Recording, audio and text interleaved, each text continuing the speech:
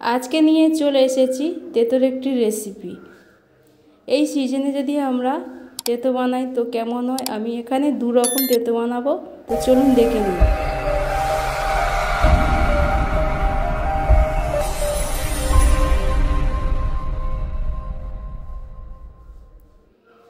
আমি এখানে গ্যাসের ওপর কড়াই বসিয়ে দিয়েছি আর এখানে পরিমাণ মতো তেল দিয়েছি। প্রথমে আমি ভেজে নেব। আর এখানে দেখতে পাচ্ছেন শসাগুলি কিভাবে কেটে নিয়েছি। তবে তোমরা শসাটাকে তোমাদের মতো কেটে নেবে বা তৈবিজ করে নেবে। এবারে আমি এখানে ভেজে নিচ্ছি 1 থেকে 2 মিনিটের মতো। তবে এখানে ভাজার সময় আমি এখানে চিনি ব্যবহার করব। এখানে শসার কালার ধরে রাখার জন্য আমি খুবই অল্প পরিমাণে চিনি ব্যবহার করেছি। এখানে তোমরা চিনি না দিতেও পারো, তো আমি কালারের জন্য শুধুমাত্র চিনিটা ব্যবহার করেছি। এবারে আমি ভেজে নিচ্ছি। আর এই সময় তোমরা এই সিজনে তোমরা তেঁতো বানাতে পারো। তো আমি কথা বলতে বলতে আমার ভাজা হয়ে গেছে। এখানে অন্য কোনো কিছুই দেই না, শুধুই মাত্র চিনি ব্যবহার করে আমি ভেজে তুলে নিলাম। এবারে এর মধ্যে আমি ফোড়ন দেব। খুবই সামান্য পরিমাণে কালো জিরা দিলাম আর কাজু আর কিশমিশ দিয়েছি। তোমরা এখানে না দিতেও পারো, তো এখানে স্কিপ করতে পারো। তো এরপরে আমি দিয়ে দিলাম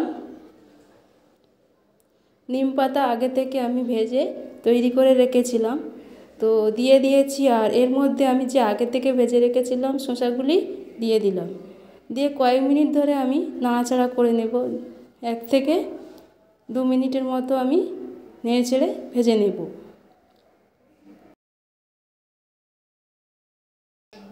এবারে এর মধ্যে আমি জল ব্যবহার করব না, দুধ দেব। তো তোমরা চাইলে এখানে জলটা ব্যবহার করতে পারো। এবারে আমি ঢাকা দিয়ে সেদ্ধ করে নেব। এবারে আমি ঢাকনাটা খুলে দেখাচ্ছি কেমন হয়েছে।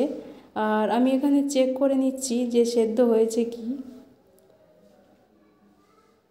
তো এখানে কিছুটা বাকি আছে। এবারে আমি এর মধ্যে খুবই সামান্য পরিমাণে চিনি ব্যবহার করলাম।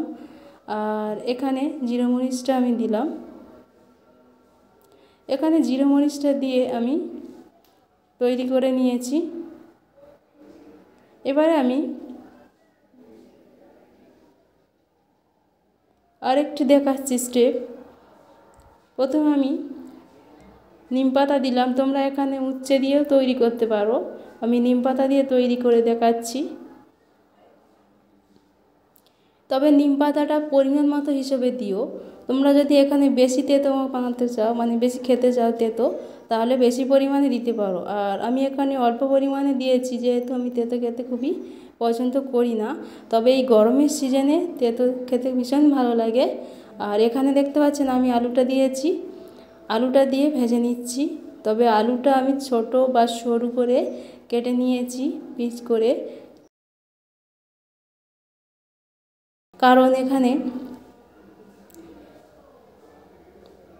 শসা দিয়ে বানাবো।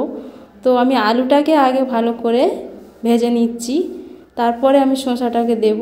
তবে আলুটা দেরি হয় যেহেতু, তো আলুটাকে আগে ভেজে নিচ্ছি।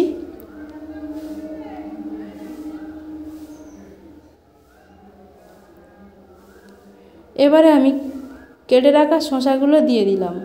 এবারে শসাটা দিয়ে আমি খুব ভালো করে নেড়ে চেড়ে নিচ্ছি।